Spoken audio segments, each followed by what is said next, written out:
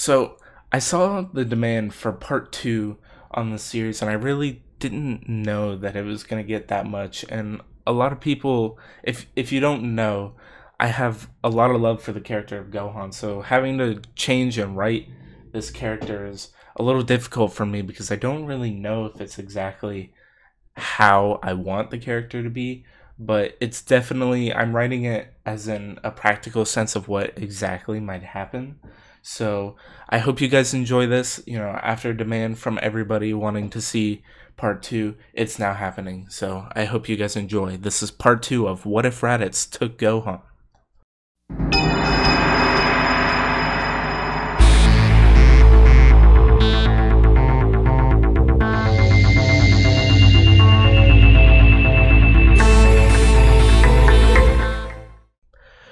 We start back in the void of space with Raditz contemplating what he will do with Gohan. He's also angry at the fact that he himself was bested by a warrior even after his Zenkai boost. He hesitates from telling the other two Saiyans of what happened on the planet because, as far as they know, it was a success. We are brought back to King Kai's planet where Goku's mastered the Kaioken technique and believes he can push it even farther, but King Kai warns Goku that anything past Kaioken times 2 is dangerous and can take a huge toll on the body. Heeding King Kai's warning, Goku decides that training with more weights on his clothing may increase his strength since he is already used to King Kai's planet's gravity. We are then brought back down to the insect planet that we find out is named Arlia. Vegeta and Nappa decide that taking over the planet while Raditz was away would be a better idea, as he would just slow them down. At this point, Raditz has been beat down twice in battle, so his battle power has exploded exponentially, and Gohan's has as well, after the fight with the unknown warrior. Raditz knows this, and knows that, in time, the others will see how powerful he will become. Time passes, and we see Chi-Chi staring into space, wondering where her son could possibly be and what is being done to him. The others try to tell Chi-Chi it'll be okay because they've collected 3 of the Dragon Balls already, and they're going to wish Goku back and then eventually Gohan. Chi-Chi doesn't care about bringing Goku back right away, as she wants Gohan back first.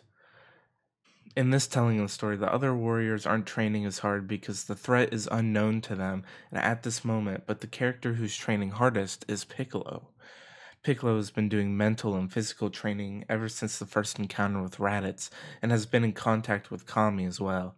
Kami advises Piccolo that he may want to come to the lookout for his training because he knows a better way to train for such strong enemies. We're then brought back to space where Gohan awakes mid-flight in his pod and starts to freak out as he's never been flying in space before. But Raditz overhears him on the comm unit in his pod and commands him to be quiet. Gohan then asks Raditz why would his dad let him be sent to other planets and have to fight people. Raditz realizes that if their attack on Earth is to be successful, then he needs to keep making Gohan believe his father is the one who didn't want him anymore. So over the comm, Raditz tells Gohan that his father always wanted him gone, and Raditz came to save him.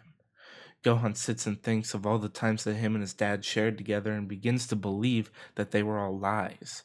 He begins to cry and punches his pod, leaving a large dent almost puncturing the wall. Then the speaker announces that they've arrived back at Arlia, and Gohan looks out to see destruction covering the planet, almost like the one they had just left. After they land, Raditz goes over to open Gohan's pod and sees that he is calm and gets out of the pod without making a scene. We start to see this change in Gohan's character as the lies that Raditz has fed him are starting to work. He begins to develop a emotional resentment towards his father for sending him to do all these things he doesn't want to do. Vegeta and Nappa then come to see that both Raditz and Gohan are both damaged. They laugh as they can't believe they would have that much damage from such a low-level planet.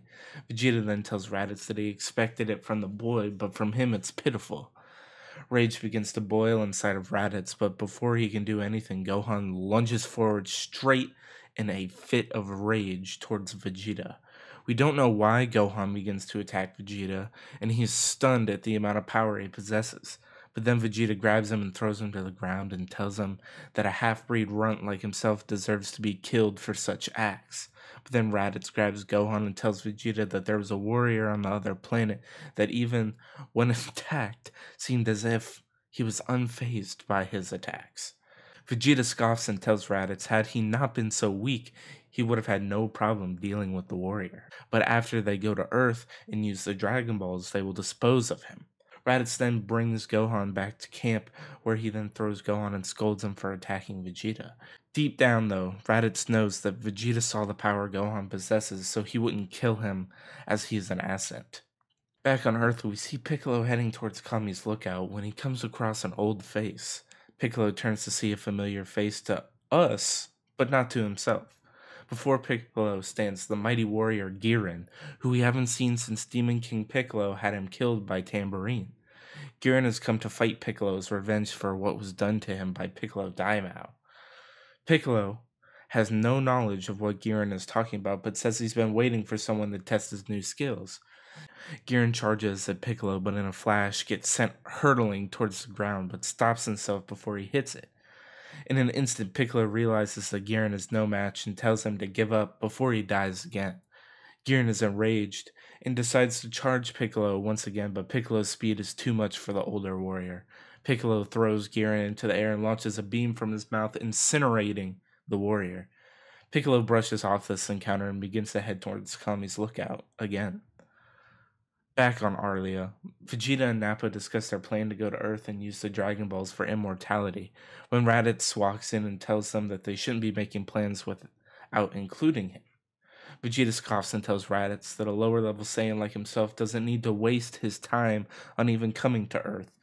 Raditz then gets defensive and tells Vegeta that Earth is his mission, and making sure that the humans who embarrassed him pay for what they did is his job. Vegeta then tells Raditz that they will be leaving in 3 months, and it will take them a year to get there. Raditz then tells this to Gohan, and Gohan nods in agreement with Raditz, as he's the only person who's currently protecting him. As Gohan and Raditz leave to do more training on another planet, Raditz tells Gohan that on Earth, his father is going to want to kill him, so he needs to get stronger. Then they leave in their pod to go towards a Frieza ship to heal themselves for their next mission before Earth. Still on Arlia, Vegeta tells Nappa that the plan they gave Raditz was to keep him out of the way. They will be leaving a day before, so that they can take out the Earthlings and make a wish before Raditz even gets there. Back on Otherworld, we can see Goku still training with weights and egging King Kai on to let him train to go further beyond Kaioken times 2. But King Kai still won't budge. But in typical Goku fashion, he begins to use Kaioken to push it to its extreme. King Kai decides to let Goku do what he wants, and Goku pushes himself to Kaioken times 3 and realizes why King Kai didn't want him to do it, because he can feel the stress on his body rising as he begins to swell up. Then he immediately powers down and falls due to the extra weights he's wearing on his body. King Kai laughs at Goku, but also says it's impressive that he could hold it for even that long. Though in pain, Goku still laughs, but winces with pain soon after. We then see a far-out shot of the lookout as Piccolo finally arrives. He's greeted by Mr. Popo, who tells Piccolo that Kami isn't interested in quarreling and that the method of training Piccolo will have to endure is not easy. Piccolo ignores Popo and yells for Kami to show himself and to stop hiding like a coward. We see Kami step out and walk towards Piccolo, giving him an intense stare. Piccolo laughs and tells Kami that he's too old and doesn't intimidate him anymore. This doesn't stop the stare as Kami reminds Piccolo of his fear of the Saiyans, and Piccolo begins to get angry. Mr. Popo then tells Piccolo that he will be training in the Room of Spirit and Time, where 1 day outside the chamber is equal to 1 year inside. Piccolo doesn't believe such a thing could exist, but Popo advises Piccolo that he may not even be able to last the full day. We are then left with Piccolo taking off his weighted clothing and heading into the chamber. We then skip into the future, and Raditz and Gohan have been training by conquering planets. After every fight, they grow stronger, and Gohan has far exceeded Raditz's expectations. But the days come for them to finally go back to Earth where everything started. Gohan still has reservations about going back to Earth because of who he knows he'll have to see. Raditz tells Gohan that when they get to Earth, their priority is to meet up with the other Saiyans and finish off the people who cast him away. Gohan nods as he gets into his pod that coordinates to Earth have already been pre-input. We then see the pods take off into space, and start to head towards Earth. Kinkai then gets a sense that strong power levels are heading towards Earth and informs Goku that his son is among them. He also states that two of the power levels are closer than the others. Goku immediately tells Kinkai to tell the others to wish him back as he's learned as much as he could in the other world.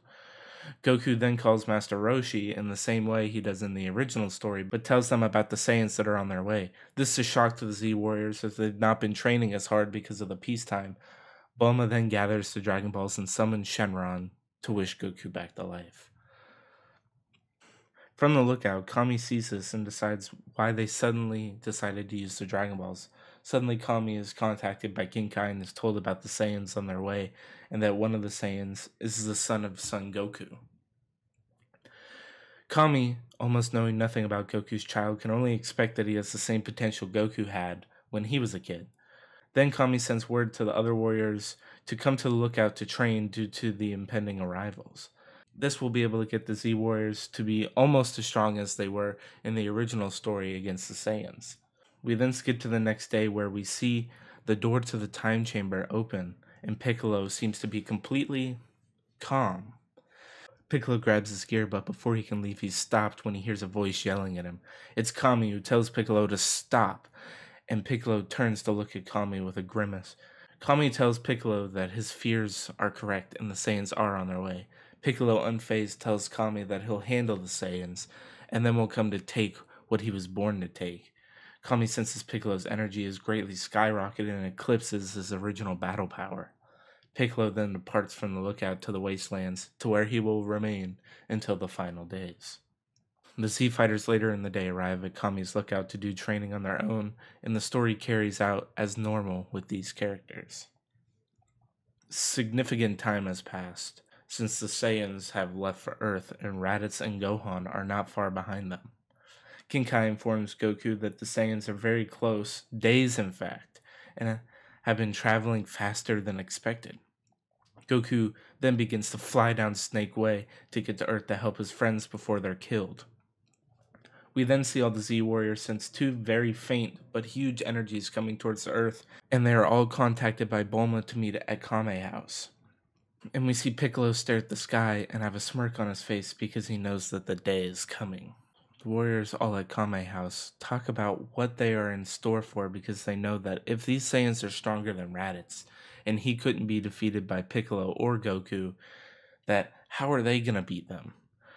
Being proud warriors, though, they can't stand by letting these Saiyans destroy their home, and that they don't have to be worried because Goku is on his way.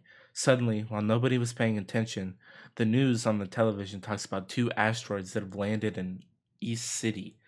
The warriors look at each other with a determined look and then launch off towards the city. Once they arrive, they see Vegeta and Nappa standing before them. Krillin then yells and asks what they want and why they're here. Nappa then proceeds to plant the Cybermen who grow, but now aren't stated to be equal to Raditz, just stronger than the warriors. As normal, the warriors decide who's going to go first, and Yamcha decides to go first and is killed by a Cyberman who blows himself up. Krillin then kills 3, and Tien saves Chaozu from another sneaking Cyberman. The other warriors go after Nappa like in the original story, but as Nappa is about to kill Krillin, a blur rushes past and saves him.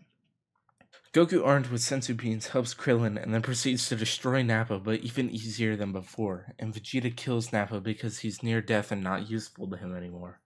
We then get the huge fight between Goku and Vegeta, but with the exception that Goku can now use Kaioken times 3 without the strain being as tough on his body.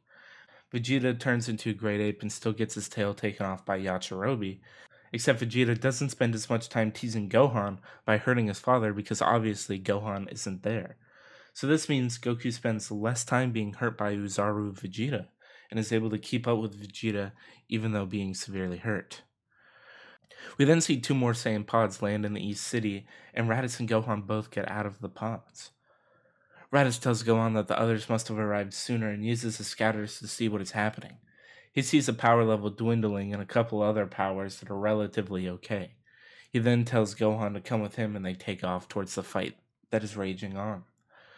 Vegeta then smacks Goku to the ground, and Goku, after using Kaioken times 4 and being hurt by Uzaru Vegeta, is barely able to move and does not have a senzu bean as Krillin has them. Vegeta stands over Goku as he tells him that nobody's been able to keep up with him in a fight, and that it's impressive but disgusting that such a low-level Saiyan could do such a thing. We then see Raditz yell, "Stop!"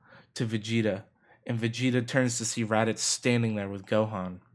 Vegeta yells for Raditz to stay out of this, and Goku turns to see Gohan, who he can't believe how much he's changed. Raditz grabs Vegeta as he's not powerful enough to resist, and Raditz says that he's the one who needs to finish the job, and not him. Vegeta tells Raditz that he's out of line and tells him that this is his fight. Vegeta charges a blast, and then out of nowhere, we see a beam hit Vegeta right in the left arm and take him out. Raditz, stunned, decides to turn around and look, and we're left with a shot of Piccolo standing there, staring Raditz down.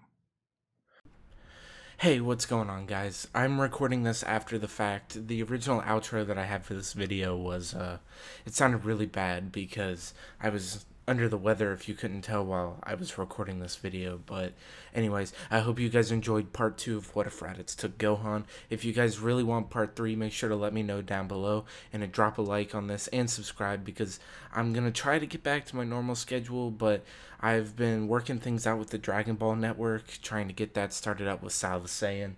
So hopefully, you know, things get back in like the next month or so, they get back into normal. But if you guys didn't know, every Friday night at 6 p.m. I'm on the Dragon Ball Network. I host the official podcast of the YouTube channel. So if you guys like just listening to people lay back and talk about Dragon Ball, make sure to check that out. And to make sure to go check out everybody else's content on that channel, and to check out all my content on this channel as well.